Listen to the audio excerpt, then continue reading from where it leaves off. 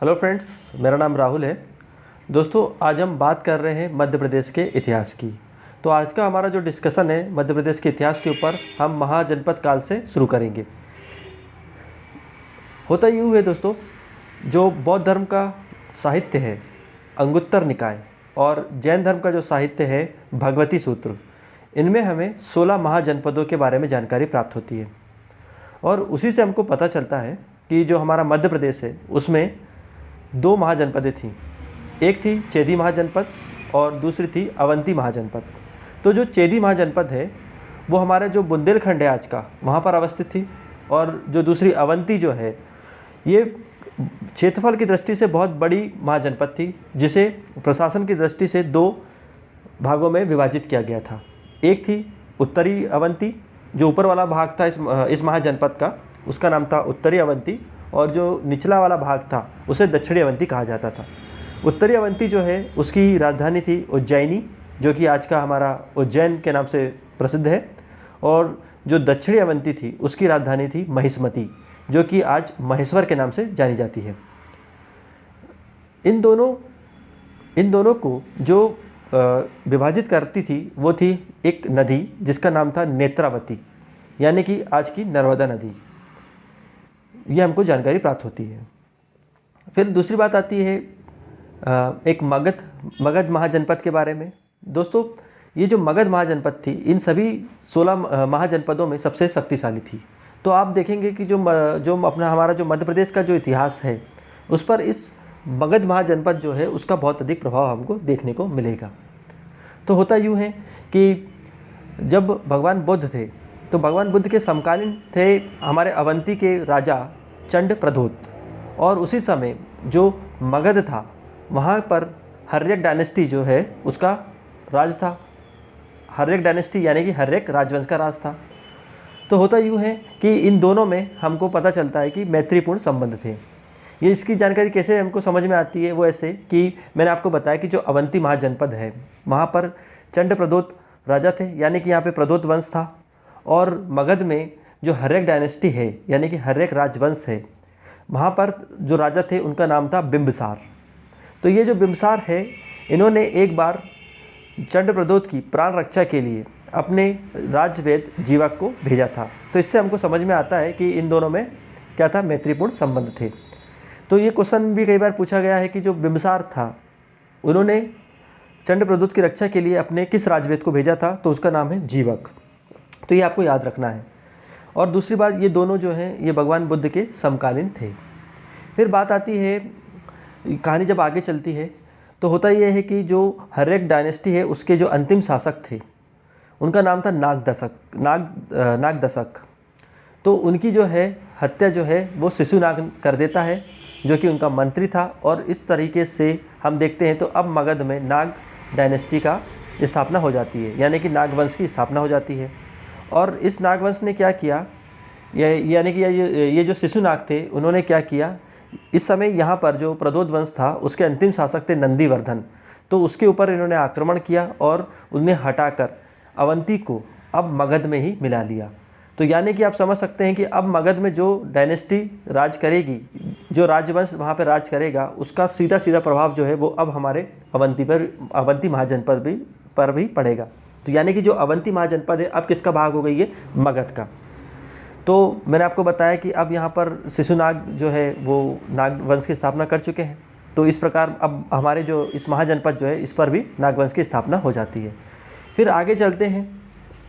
फिर नागवंश के बाद हम देखते हैं वहाँ पर नंद डायनेस्टी की स्थापना होती है। और नंद डायनेस्टी की स्थापना किसने की थी, महापद नंद ने की थी। तो इस प्रकार मध्य प्रदेश की इस अवंती महाजनपद पर भी नंद वंश का राज हो जाता है। तो आप जान चुके हैं कि महापद नंद जो है वो उन्होंने नंद वंश की स्थापना की थी। फिर इसी नंद वंश जो है उसका जो अंतिम शासक हैं वो आते हैं घनानंद, जिन्होंने आप जानते हैं कि जिन्होंने चाणक्य का अपमान किया था। फिर चाणक्य उनसे अपने अपमान का जो है बदला लेना चाहते हैं। और इस प्रकार उन्होंने जो चंद्रगुप्त मौर्य जो है उनको प्रशिक्षित किया और अपने अपमान का बदला लिया। और घनानंद दोस्तों, इससे एक प्रश्न और ये भी पूछा जाता है कि जिस समय भारत पर सिकंदर महान का आक्रमण हुआ था उस समय यहाँ पर कौन शासन कर रहा था, तो उस समय यहाँ पर जो थे वो घनानंद का शासन था। ठीक है, फिर बात आती है, यहाँ से शुरुआत हो जाती है चंद्रगुप्त मौर्य की। तो घनानंद को चाणक्य ने क्या किया, चंद्रगुप्त मौर्य की सहायता से परास्त कर दिया, और इस प्रकार मगध में अब मौर्य डायनेस्टी यानी कि मौर्य राजवंश की जो है स्थापना हो जाती है। तो जिस तरीके से मगध में मौर्य डायनेस्टी की स्थापना हुई, तो उस प्रकार हमारे अवंती जो है वहाँ पर भी मौर्य शासन की स्थापना हो गई, क्योंकि अब जो मैंने आपको बताया कि जो हमारी जो अवंती है, अवंती जो महाजनपद है, वो बेसिकली अब मगध में शामिल हो चुकी है पहले से। तो जो राजवंश वहाँ बैठेगा उसी का शासन अब यहाँ पर होगा। तो यहाँ पर आते हैं पहले चंद्रगुप्त मौर्य, फिर उनके बाद आते हैं उनके पुत्र बिंदुसार। बिंदुसार जब राजा बनते हैं मगध के, तो उन्होंने क्या किया, अपने जो पुत्र हैं अशोक, तो अशोक को उज्जैन यानी कि जो अवंती है वहाँ का राज्यपाल बनाते हैं। और उनके एक और पुत्र थे सुसीम, तो उन्होंने क्या किया, जो तक्षशिला महाजनपद है, तक्षशिला जो महाजनपद है वहाँ का राज्यपाल उन्होंने सुसीम को बनाया। तो इस प्रकार आप समझ चुके होंगे कि दोस्तों अशोक जो है वो राज्यपाल क्यों थे अवंती महाजनपद के, क्योंकि जो मेन राजा है वो मगध में बैठ रहे हैं जिनका नाम है बिंदुसार।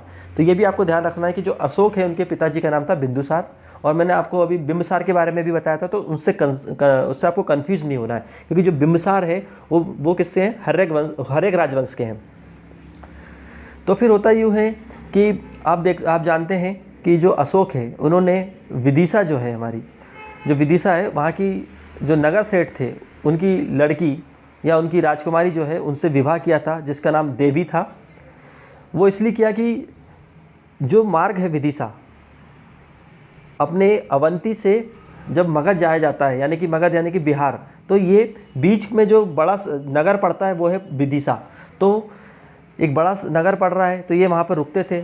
तो आपको जब ये रुकेंगे तो ऑब्वियसली बात है कि जो वहाँ पर शक्तिशाली व्यक्ति होगा तो उससे अपने वैवाहिक संबंध जरूर बनाएंगे, ताकि अपने आप को ही मजबूत कर सके। तो उसी क्रम में इन्होंने वहाँ के जो नगर सेठ थे उनकी जो लड़की थी देवी, उन्हीं से विवाह कर लिया, और इन्हीं से इनको एक पुत्र और एक पुत्री की प्राप्ति होती है, जिनका नाम था संघमित्रा और महेंद्र, जिसके बारे में आप बाद में देखेंगे कि इन्होंने फिर जब अशोक ने बौद्ध धर्म ग्रहण किया था, तो इन्होंने अपने पुत्र और पुत्री को बौद्ध धर्म के प्रचार के लिए श्रीलंका भेज दिया था। श्रीलंका, और इसका पुराना नाम था दोस्तों साइलोन। तो बुक में लिखा रहता है कि साइलोन भेज दिया था, तो साइलोन से मतलब यहाँ पे श्रीलंका से है। कई बार इस चीज़ से भी प्रश्न पूछे जाते हैं, तो लोगों को कन्फ्यूज़न हो जाता है कि नेपाल भेजा था या चीन भेजा था, लेकिन एक्चुअल में कहाँ भेजा है, श्रीलंका। ये आपको ध्यान रखना है। फिर होता ये है कि जो अशोक जो हैं वो तक्षशिला जाते हैं, एक विद्रोह हो जाता है उसको दबाने के लिए। तो हुआ यूँ दोस्तों कि तक्षशिला में विद्रोह हो जाता है, लेकिन उसको सुसीम जो हैं वो वहाँ पर दबाने में असफल हो जाते हैं। फिर जो बिंदुसार हैं उन्होंने अशोक को भेजा कि जाओ और वहाँ जाकर जो विद्रोह हुआ है उसको दबाओ। तो अशोक जो है वहाँ जाके इसको सफलतापूर्वक क्या करते हैं, विद्रोह का दमन करते हैं।